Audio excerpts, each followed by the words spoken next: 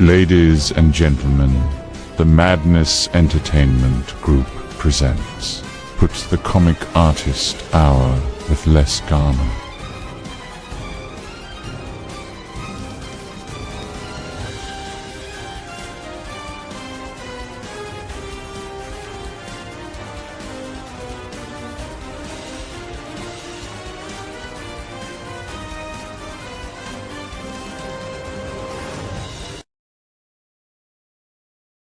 Oh, yeah! What's happening, everybody? I am here with my buddy Les. We are in it to win it. So for various and sundry reasons, I'm holding off on a couple of things, but the events of the last 24 or 48 hours have kind of hit home pretty hard. And if y'all don't know what I'm talking about, well, I don't know what rock you're living under, but he's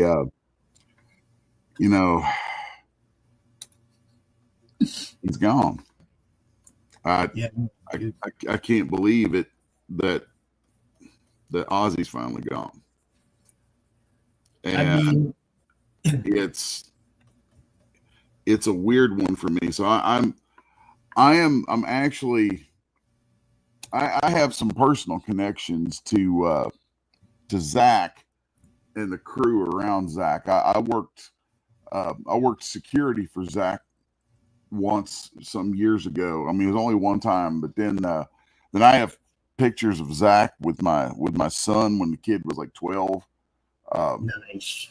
So there's some weird stuff there. Then there's a really good friend of mine from back when I lived up in New England. Actually, he used to play in Cycle of Pain with JD, with Zach's bass player. And if you know anything about those guys, they're like a family. I mean, that's a whole deal. And there's like a lot of shared connections for me with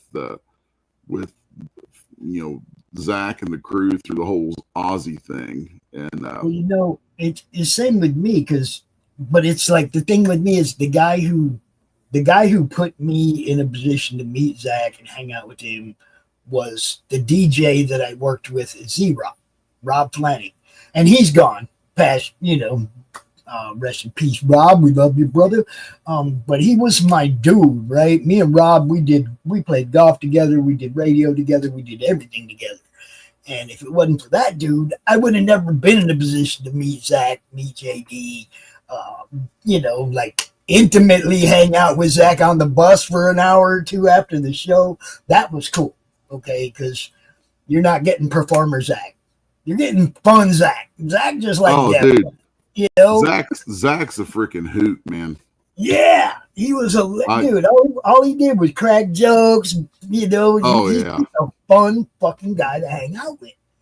Right? Yeah, I love that guy to death. I mean, he probably don't even remember me, dude. But 1978, Zach in the parking lot behind the Roxy, baby. You know what I'm talking about. That's funny shit. Yeah, I'm saving up to eventually do some things, but it's a little too quick, a little too it's fresh. It's a little too raw to be touching Aussie today, I guess. So I was like, you don't, when you mourn, mourning is for the living. The dead are already past it. Yeah. So I decided to, do something, sketching up a piece of Zach. Zach's, I mean, before I ever met him, my all-time two favorite guitar players are Randy Rhoads and Zach Wild. And Randy died on my fucking birthday. Oh shit. Yeah. Happy birthday. Yeah, no shit. Dude. See, and that's what I said yesterday in the post. I was like, man, July 27th or July 22nd ain't never going to be a good day anymore. Nope. You know, Yep. it's always going to be a day that jumps up in my face and goes, "No, that was the day." Oh yeah, you know what I mean? It's like it's Yeah. just not going to be the same. And dude, come on, man. Anybody that hasn't at some point in their life been touched by something Ozzy did, then you didn't live. Man. You didn't live. If you were not touched by that man at some point in some way, whether it was when you were young and he came out and they created heavy metal, when it was Yeah. older, Like, or when he was older, it doesn't matter where, somewhere in his life, you know that dude touched you. You know? so, like the whole thing of what he did, what him and Sabbath did, uh, they. I know people who are not into the metal world or metal culture type stuff. They don't get it, and that's okay. That's okay. Mm-hmm. That's them. You do you, boo. But the thing is, people don't realize just how far metal culture affects the broader spectrum of culture. Yeah, I that's what I'm mean, saying. At some point, dude touched you, whether you know it or not. There's something that he did that inspired somebody else to do something that touched you. yeah, and there's a strong case to be made. Like if you look back at, jeez, God, I mean, so much just from being a comic book guy, looking at Ozzy and the connections there, just keep it kind of on task for the show. I mean, Iron Man, Yeah. There, hello, I mean, was the song about the comic? No, not really. Was the comic ever about the song? No, not really. Did they end up coming together in the movies? Absolutely, they did. And has everybody just made the connection, whether intentional or not, pretty much forever? And so much of the style and attitude and culture. I mean, literally, I mean, people can make the case for a couple of other bands out there, like Zeppelin or maybe Deep Purple a little bit. I mean, and I would see, I don't consider Zeppelin a metal band. I never considered them a metal band. I would consider some things Zeppelin did to be sort of early proto metal. Well, But they were like the prog rock. They were Rush a couple of years before Rush, basically. a little bit, yeah, kind of. But It was but the difference Sabbath, was that Rush could go out on stage and actually do what they sold you. well, That was the whole John, difference, you know. yeah. But with Sabbath, you have let me get this earbud out. With Sabbath, I mean, if you go back and you pick up the first Black Sabbath album, okay, that thing starts. Can you imagine? Can you just fathom for one moment? It's 1969, and you're, however old you may be, it doesn't even matter. The world of 1969 is what it is. Probably the heaviest kind of music anybody had heard at that point would have been Jimi Hendrix or The Doors. And you land somehow on Black Sabbath, that first album. You put that record on, and it starts up, and you hear those cracks of thunder and the storm, the rain, and the bells, and then that first big boom comes in of Geezer's bass and Tony's guitar, and it hits that it walks through an arpeggiated, that's note by note, walks through an arpeggiated tritone, boom, bomb, boom, the first three notes. Literally an entire culture is created in those three notes. Bam, right there. And then it fades away and gets kind of quiet and eerie, and then comes Ozzy. And everything about that song and that moment set the stage for, God, you cannot quantify everything that came in the footsteps of that sound. That's what I mean. It's like, you hear the 6 degrees of separation or whatever the hell. I guarantee you there's something you love that only happened because of Ozzy. It doesn't have to be Ozzy's music. I'm saying there's something that happened in your life and you went, man, that's fucking badass. And it never would have happened if it wasn't for Ozzy. And, I mean, they took the name of Black Sabbath from a movie. So, they were already into like horror and horror culture and things like that, which wasn't, it was just an infancy thing right, then. But they took it and, you go back and look at art and album covers and things like that, videos. I mean, some of the earliest music videos that you can really consider a music video and not just a straight performance. Some of the earliest stuff like that was Black Sabbath. These guys, they came out of nowhere and they made it all up. They just made up so much right there. You can't not give credit to that. Then, fast forward a few years and you get, Ozzy leaves Sabbath and it's like, okay,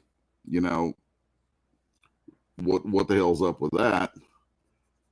And, Ozzy had his issues. He had his problems. Everybody does. Mm-hmm. Yeah. And then what does he do? How does Ozzy reinvent himself? He finds this skinny little kid, this young dude in California named Randy Rhoads. And good God.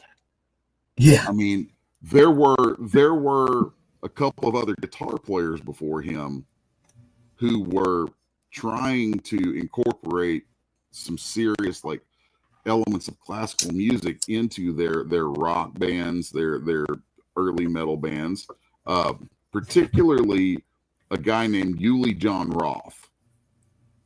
But Randy, it's like there were other people trying it. Randy perfected it. Just there it was. Randy, he created what I call classical metal guitar. Oh, absolutely. Okay, like I think Alex Lifeson was the epitome of classical prog rock.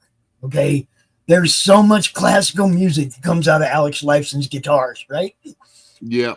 Now Randy did the same thing, but he made it heavy. He made it harder.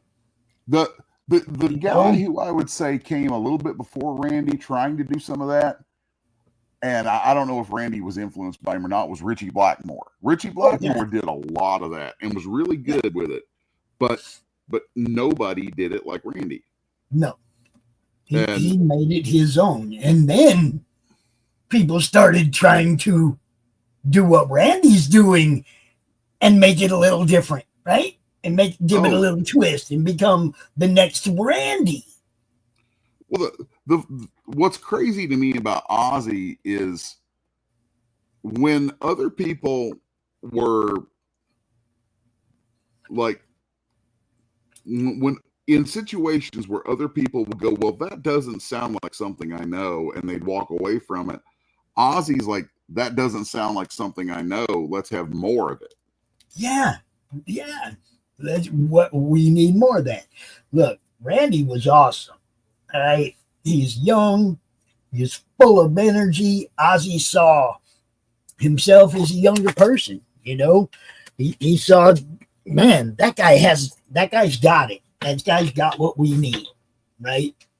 And he snatched him up off the street. And it wasn't the first guy that Ozzy saw and said, that guy's got what we need, and snatched him up off the street. The dude had a uncanny ability to see a guitar's future, Yeah. to make a guitar's Well, I mean, future. fast forward again after that. Now, I'm not a Jake E. Lee fan, so I tend not to talk about it. But he had some good stuff. But Jake E. Lee had the merciless task of coming after Randy. Yeah. And nobody was going to fill them shoes. That was a hard place to be, man. But then, I will never forget, 13 years old, it's 1988, and a friend of mine calls me up. This is, of course, 1988, pre-internet. We used to call each other up and put the phone to the speaker to share new stuff with each other.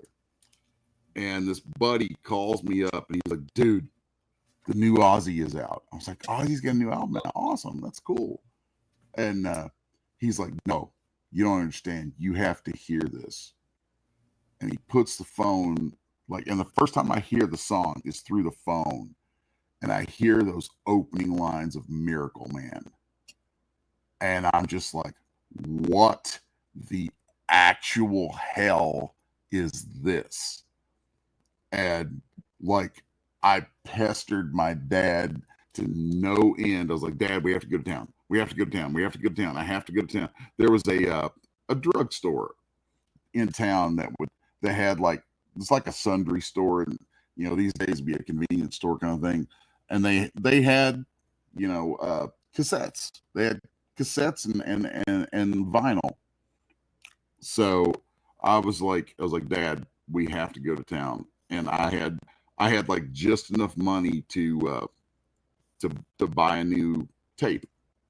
And so we went to town the next day, and I was just a beeline right to the music section there.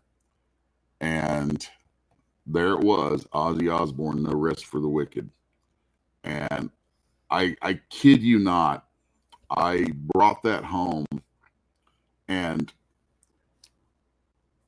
I probably spent the rest of that day and all of the following day that I could get away with sitting there running that song back with my guitar in my hand, figuring out I knew you were going to say much that. of it With as I my could. guitar.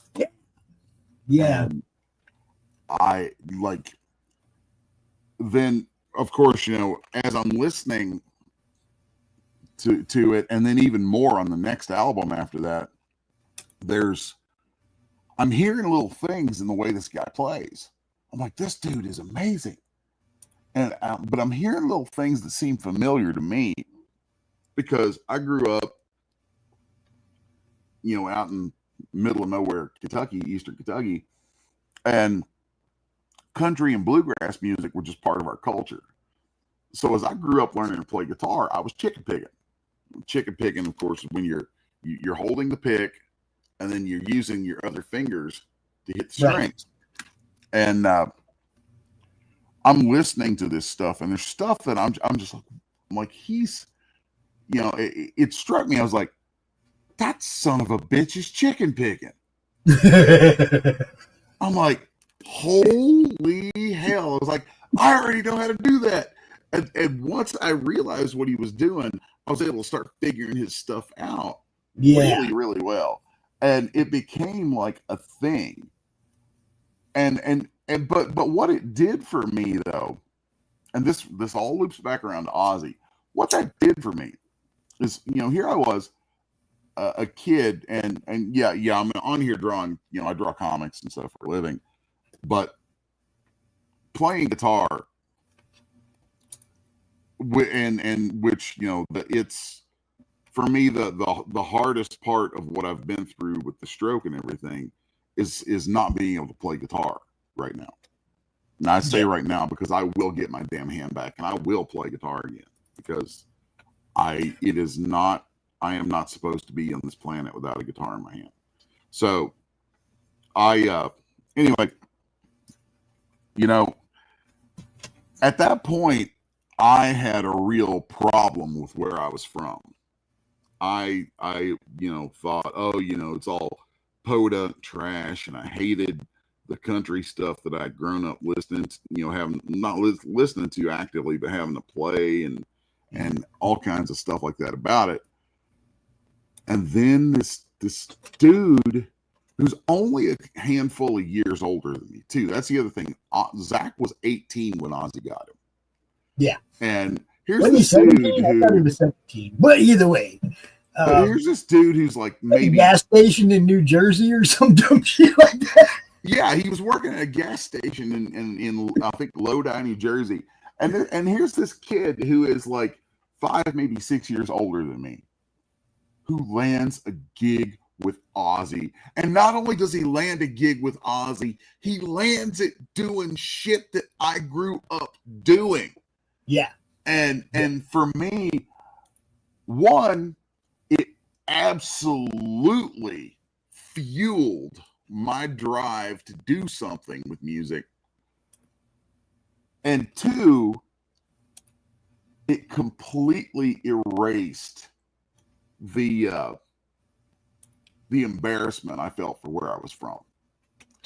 Because I thought, if Ozzy can pick up this guy who unabashedly uses this kind of stuff, and he's not even from here, like he had to borrow from us. I grew up in it, it's like Bane, I grew, I was born to the darkness kind of shit. And this dude from Jersey, this young guy, not much older than me, is pulling stuff from what I grew up with and uses it to get, to do this thing with Ozzy, and stuff that he does with it changes the sound of metal forever. Ozzy saw that, and that choice from Ozzy propelled Zach to where Zach would be and gave me a whole different outlook on, like, I can't overstate it. Yeah. It totally changed my outlook on who I was, where I was from, Where you could go. Yeah, where you could go. I mean, look, that was something that was never part of my life. I never thought, where could I go? Right? I just lived in the moment. I was about having fun. Now all of a sudden I'm building something, and I'm always looking for where we can go. What can we do next? What's coming next? Where, you know what I mean? It's like, it took me 50 years, 60, 55 years to get to the point where I started looking forward. You were looking forward when you were a teenager. Oh yeah. Yeah. I mean, that's why you're where you're at and I'm where I'm at.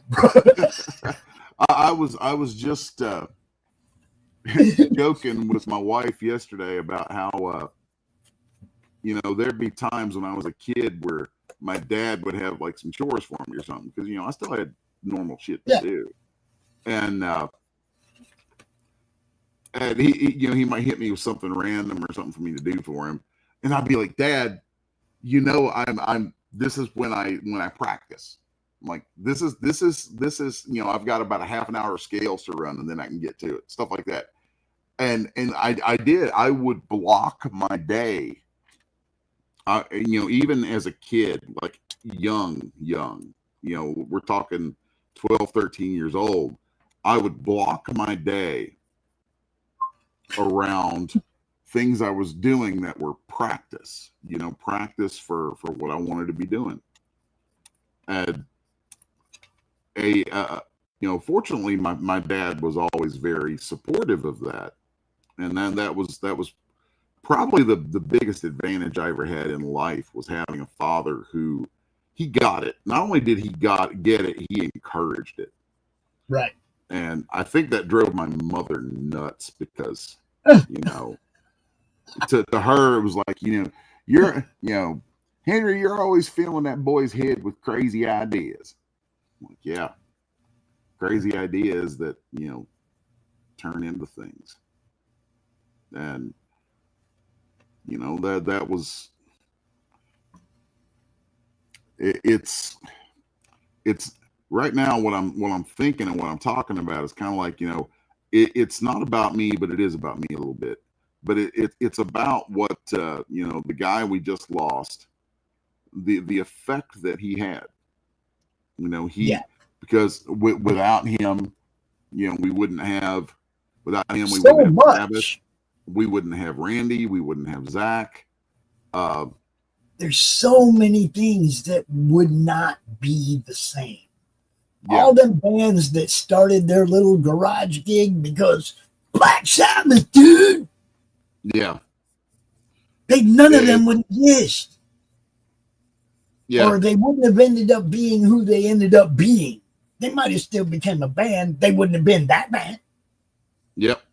You know what I mean? It's like so many things came from Black Sabbath. It came from Tommy and Ozzy that, holy crap, Geezer. Oh, geez, man, come on, Bill. Those guys were fucking wailing back then. And everybody else was like, huh? Yeah. And everybody adapted. Look, all them bands that were happening, that were already out there, but weren't really getting it. They heard Sabbath and said, shit, we got to be doing some of that. They all just kind of changed their style, just a little bit, leaning toward what those guys were I doing. mean, my favorite bands of all time, my two favorite bands, and some people think it's weird, my two favorite bands are Sabbath and Kiss, with my numbers 3 and 4 being Black Label Society and Megadeth. Like, I can have those 4 things and I am good forever. See, now I got the Rush Black Label Society are my top 2. Rush just because they were there my whole freaking life doing the thing and getting better and better and better and better and better for 40 fucking years, bro.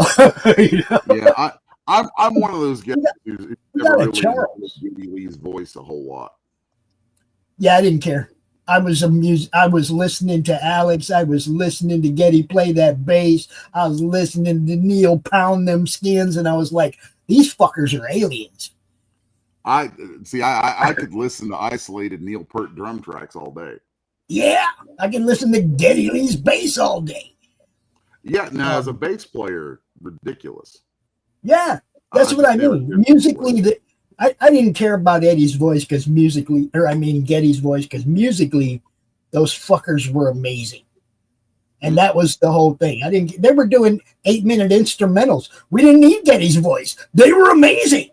Yeah, you see what I'm saying? That's always if I listen to Rush, it's probably outside of a couple songs, it's probably going to be instrumental type stuff.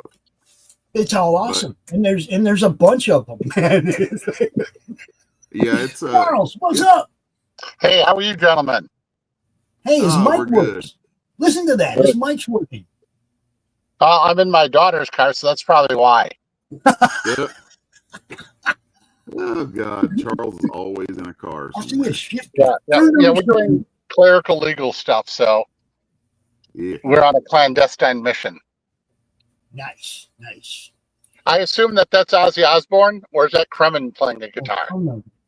That's Zach Neither. Wild, you nard. Neither. Oh, I have no idea. Ozzy does not play the guitar. I would listen to music, and then you ask me questions about it. It's like, okay, I just like the sound. I've never been able to memorize it. My favorite would be soundtracks, and with all the time that you have spent with Les, you are not a Black Label Society fan. You don't. I don't even know what that is. I know a Black Flag. Okay, Les, you know your mission. I like burning with kerosene. Set me on fire. There's nothing to do. Your mission now, Zach. Look. You know your mission now, Les. Charles has certainly heard some Black Label, that's for sure. Yeah, definitely. Because make him hear some more now, just because he's over here denying it. if you're hanging out in the shop with me, there's probably at least a 60-40 chance that you're going to hear some Black Label at some point during the day. Yes. Because Black Label is live. just for fun, tell our buddy the diversity of music for big boobed battle barred babes. Oh Jesus! Do I have to? Yes. No. I want Okay. to. I'm gonna get back on point here. Okay. Yeah, I gotta. You know what I'm doing, Les. You know what I'm doing right now, and my inbox is kind of blowing up. So I'm gonna like mute myself, take care of some business, and I'll let you and Charles go for a little while here. Why would you be so cruel to Les? Because he knows what I'm working on right now, so he understands. By the way, I'm proud of you for what you've been doing, sir. You are bringing our empire to the fruition of fame, and soon the entire planet will know who Les is. Oh God! And they'll wonder why I'm on the show. I hope so. Shit. You funny. Yeah, instead of being comic relief, I'm comic reef. Let's see. I need to scale this down a little bit and recenter it. Oh, that's kind of cool. So is this one of the band members of Ozzy's band, or I have no idea about it.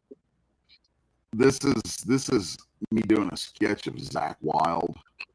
Okay. And Zakk is anybody who's been around me for more than about an hour has probably heard me say something about Zakk, because Zakk's like, in a lot of ways,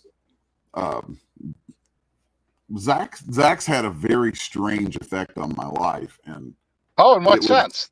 This is kind of cool. And did you talk about it already, or is this something new? I just finished getting into a bunch of stuff about it, but okay. Like when I was playing out in bands and stuff, 9 times out of 10, when people, because everybody likes to go, oh, this guy plays like such and such, plays like such and such. Me and one of my best friends in the Cincinnati music scene back when we were both playing out up there, people used to jokingly, I mean, respectfully jokingly, call us the Cincinnati, Ohio's Zakk and Dime. And if you don't know, and of course, Dime was the guitar player from Pantera. Zakk was the guitar player for Ozzy, and they were like best friends. So, which Zakk now is playing for Pantera in the place of his friend who died. Oh, and did he pass the front?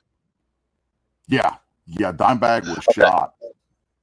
Oh my God! Alrosa, he was shot at the Alrosa Villa in Columbus, Ohio, back in 2000, I believe 5. What was that all about?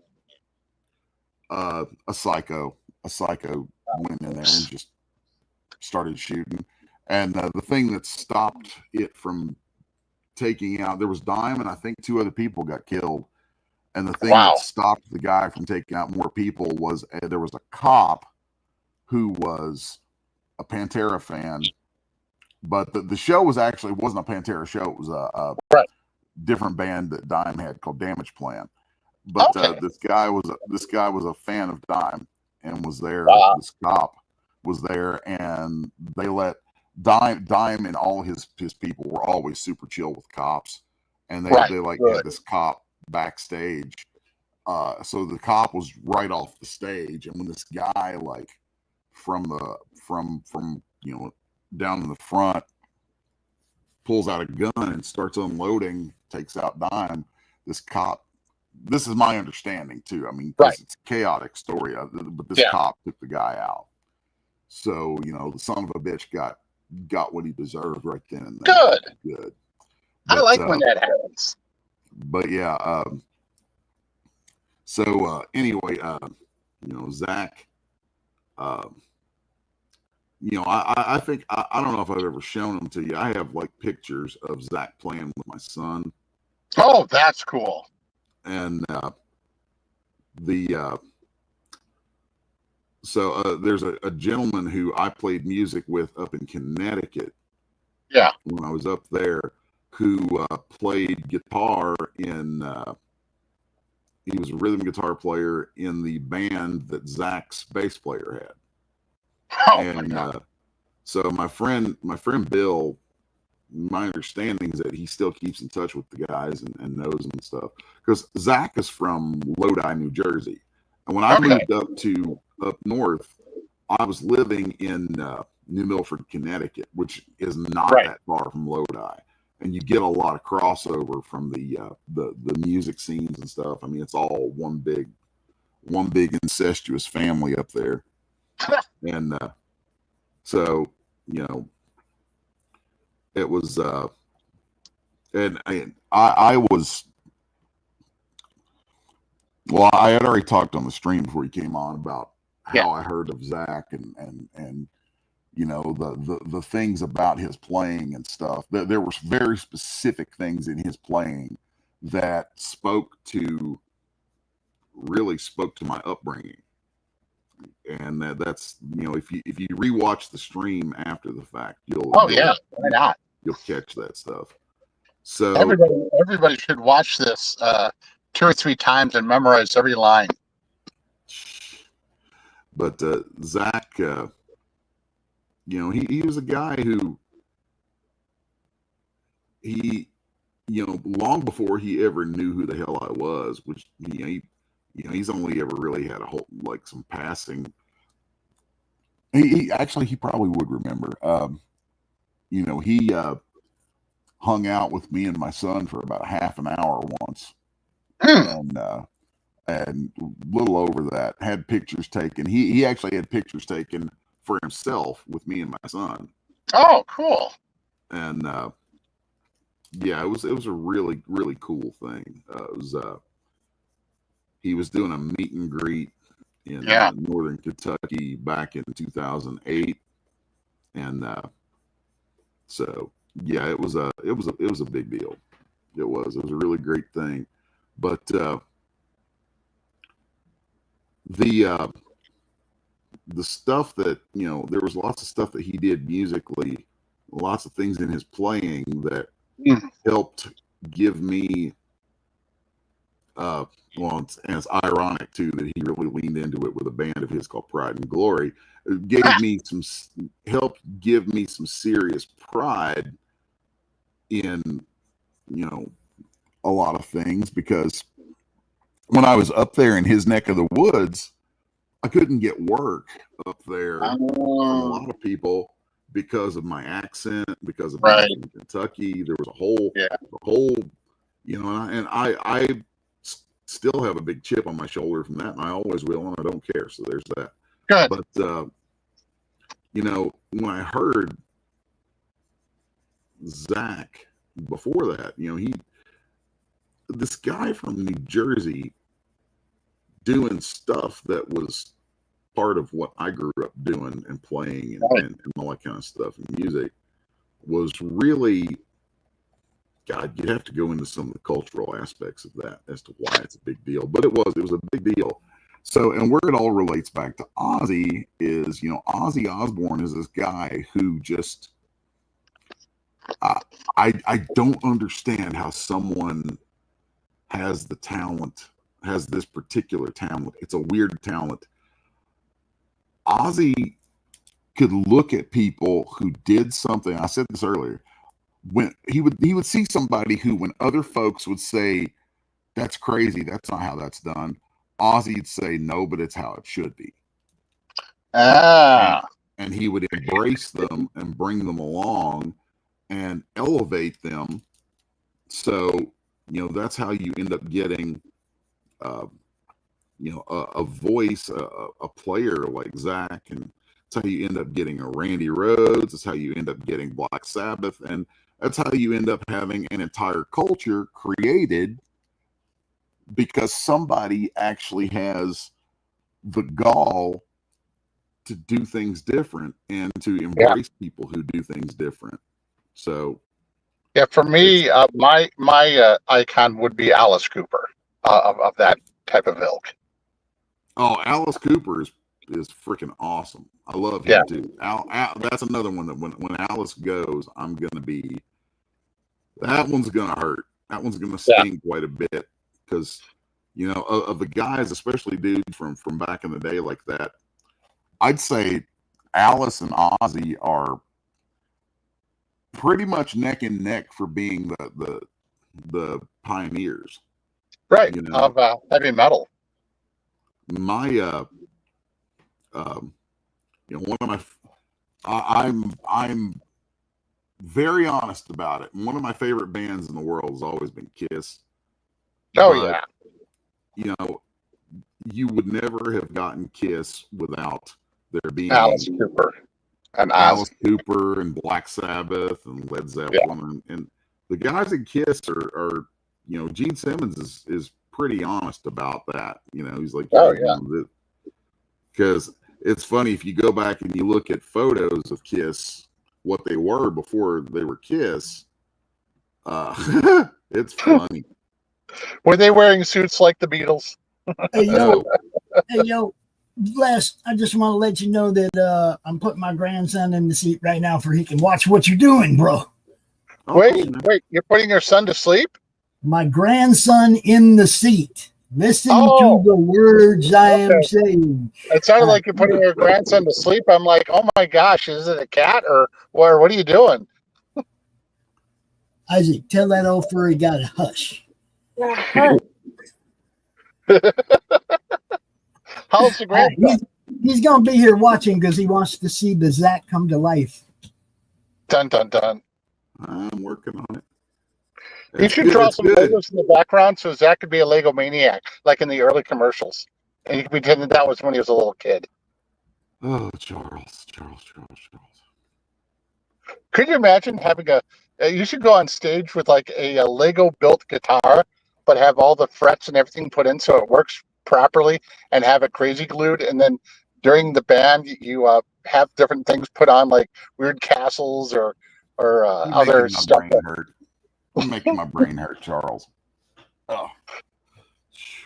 I could hear all the fans who are fans of Legos going like, yeah, Les playing Lego guitar. Yeah. You're so odd. You're like professionally odd. Why, thank you. By the way, our kids say hi. Yo. So they're hoping all is good. Mm-mm-mm. See, sometimes I also wonder, with the influence of music, the way that it is, and, we relate to the songs, the songs become us, some songs we relate to, there's songs that we can't stand, there's rhythm styles we can't stand. I'm wondering how that also interplays with the art and drive and pushing. For example, the music now, almost anybody can imitate. It's just three notes, just repeated, and voiced on a wave. Where this stuff was intricate finger manual dexterity. Where you really had to have a gift, plus a lot of mathematics. Timing. Maybe. Yeah. So I will refrain from going full music nerd on you with stuff, but I want you to go music nerd. There's some truth in what you're saying, right? I mean, so I'm gonna sound like a jerk for a second, but it's like you can always tell, like a musician can, like especially a lifelong musician can always tell when non-musicians start talking about music. Right. And it sometimes it can be a little painful. But, yes. The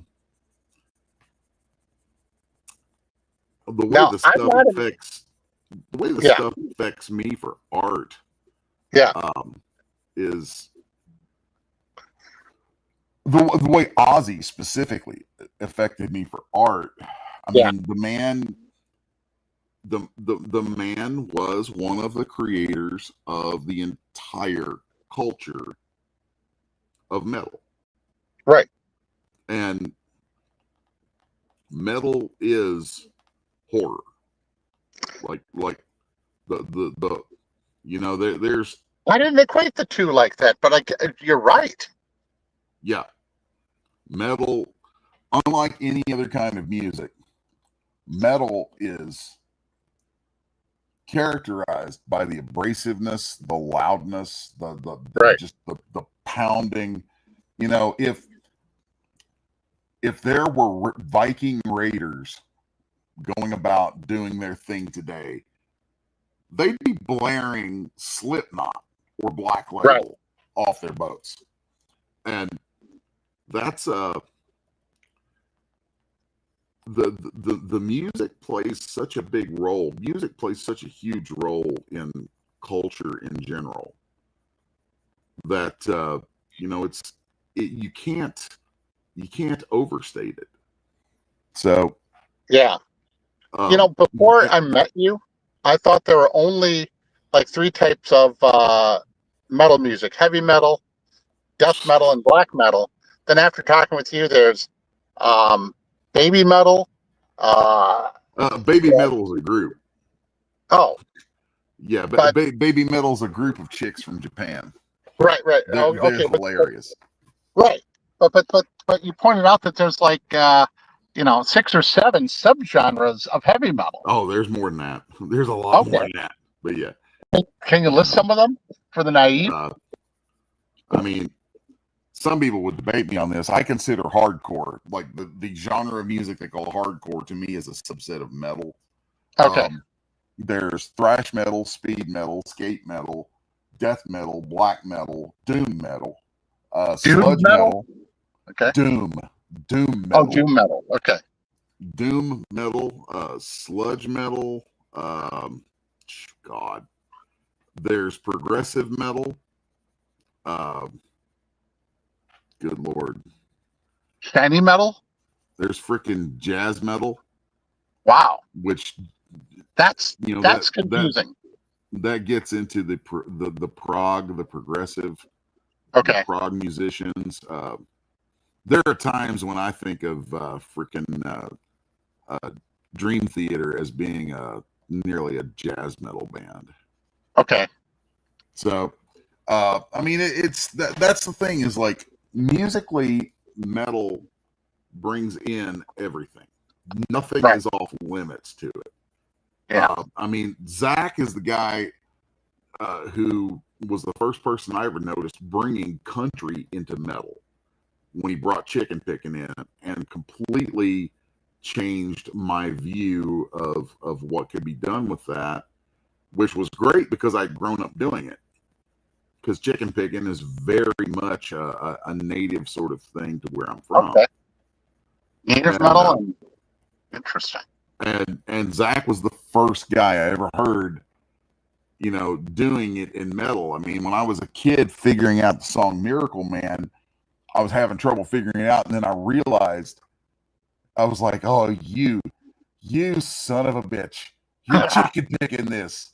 And all of a sudden I was like, holy crap. And it changed everything. And you can ask folks who've played out with me through the years. Yeah. You know, it's like on stage, you would watch my right hand when I pick. And yeah, my index and thumb are holding that pick. But those other 3 fingers are going nuts across the strings. Right. You know, that's just a thing. But could you imagine if the picks were actually called that because they were the best at playing heavy metal? You're weird. You're so odd.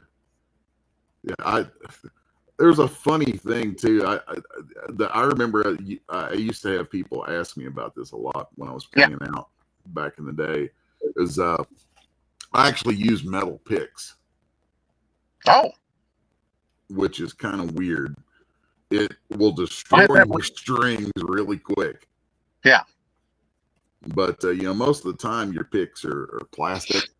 Yeah. And there was a whole reason that it was actually a kind of an experiment of mine, and it was inspired by Brian May of Queen and by the guys from Billy Gibbons from ZZ Top. ZZ Top, Billy Gibbons for a pick would use a peso. Oh. And a peso from Mexico. Yeah. Yeah. That's awesome. And Brian May liked there was like a weird quality it had to the sound of his attack. So Brian May, being in England, he didn't have pesos. So Brian May would use a sixpence. Okay. And I did not like the way a rounded surface felt for picking, but I did like what metal did. And then I found some place where I could get these large, like my picks were always use these giant triangular picks, and they were made out of metal. Wow. And I love those things. Those are Do you so still cool. have any left over? Yeah, I've got some sitting around. I mean, I still, that. In spite of the stroke and everything, I still, all my stuff is still waiting for me. Good. And which you will play. I will play again. And that's, taking it back to the, the whole topic at hand of Ozzy and, Ozzy's passing and all that. I mean, you can't overstate the impact the man had. Oh, yeah. And in my own life, I mean, I can't tell you how many hundreds and hundreds of hours must have been spent in my youth learning how to play literally everything in the catalog for Black Sabbath and Randy Rhoads.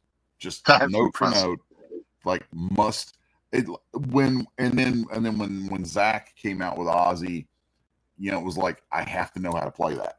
So it was like all bets are off, and I just go to my room, sit with the guitar, running the tape back over and over, just nailing it, just hitting it until I had it. So there's something about that, just the time spent, and it's not just me, and it's like that for so many people. This is a guy who wrote or co-wrote, because I don't think Ozzy ever played an instrument. He was only ever a singer. Oh, I did not know that. Yeah. Alice Cooper doesn't play anything. Right. And Alice and Ozzy both have this thing in common where, they don't, they're not instrumentalists, but they could pick the best instrumentalists out there. So basically you're saying they're not instrumentalists, but they're instrumental in the success of what goes on. You just can't pass up a cheesy line opportunity, can you? That's not cheesy. Well, if the line is cheesy, would it make it a ham sandwich? You're such a ham. God. But like for me, my one pseudo Ozzy experience was I used to collect rubber bats and stuff, and I decided to pretend the bat was flying below the window, and all of a sudden I feel the fishing line being pulled, and then I come back, and the bat's head is gone. There was a shop class, so they just chopped it off. And then I get home, and in the news is Ozzy Osbourne with the bat stunt. And I thought, my God, was Ozzy in my school eating my bat? Oh God! I was in seventh grade. The thing about Ozzy eating, biting the head off of a bat was a mistake. I think it's a rumor. No, it really happened. Oh, really? But it really happened. But he thought it was fake. Somebody had thrown it up on stage, and he's like, ha, ha, ha, ha, somebody threw a rubber bat up here. I'm going to bite its head off. Crap. Right. And just like that, he's getting shots for rabies. Yeah. Yeah, that must have been hell. Now, it's like 300 shots or something. The other wild one was the time that he, and I think this is true, but I'm not sure because I've heard conflicting reports. But supposedly at one point he was pissed off at his record label and he barged into a meeting and whipped out a dove. Oh no! And bit its head off in front of him. Which, I mean, Ozzy, Ozzy wasn't always the wholesome soul we know and love, Oh my God. from the TV show. I mean, he definitely did his fair share of all the drugs. So, Wow. That's just crazy. let's see. So I decided to do to do a drawing of Zach today. Yes. Because the Aussie thing is just a little too soon. Agreed. So, but I was just in that kind of mood, and I'm like, well, let's do something that celebrates my boy Zach, because that's close to Ozzy, and that's in the orbit of that whole thing. So, yeah, the last concert I got to see before I had my stroke was actually a Black Label show.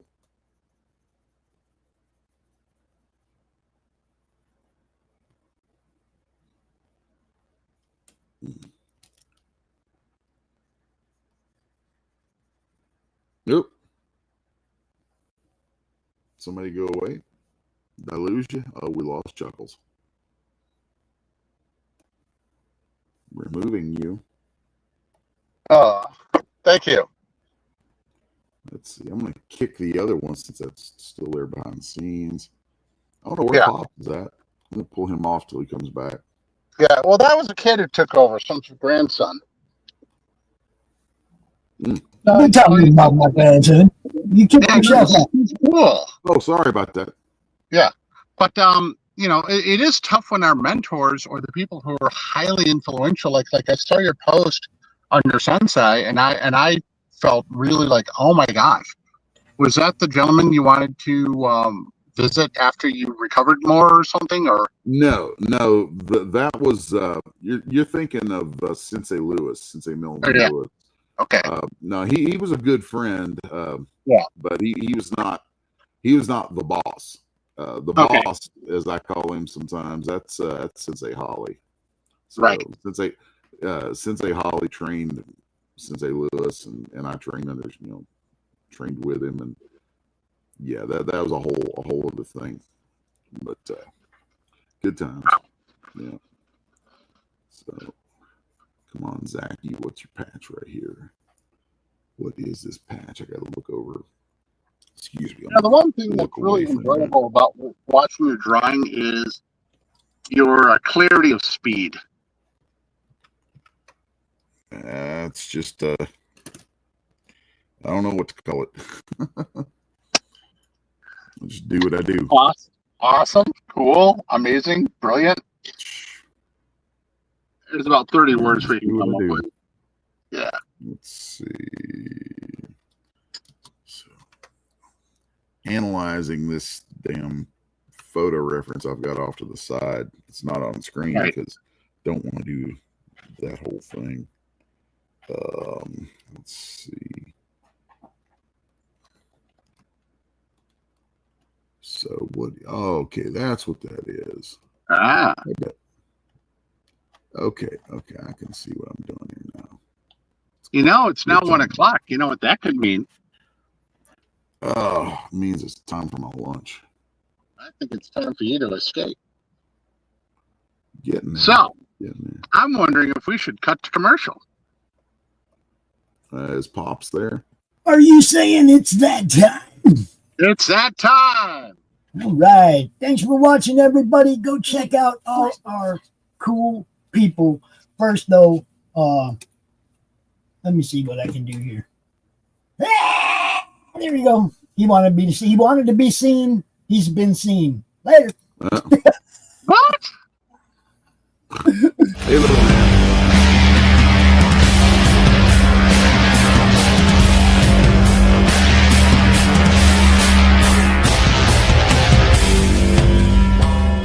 Eva, created to be the bride of Frankenstein, a patchwork woman built from flesh, haunted by her impulsive nature, starving for something more, suffering from the aftermath of her uncontrollable impulses. She believed becoming a vampire would make her whole. And in the darkness of the deep Carpathian night, the brides were waiting. Brides is a gothic horror graphic novella, a story of bloody ambitions, broken bodies, and a woman who dares to remake herself. 40 pages of handcrafted art and sorrow, expanded to 64 with your help, variant covers, sculpted collectibles, and one beautiful tragic monster you'll never forget. Won't you join me in reimagining classic gothic horror by backing the relaunch of Brides here on Kickstarter?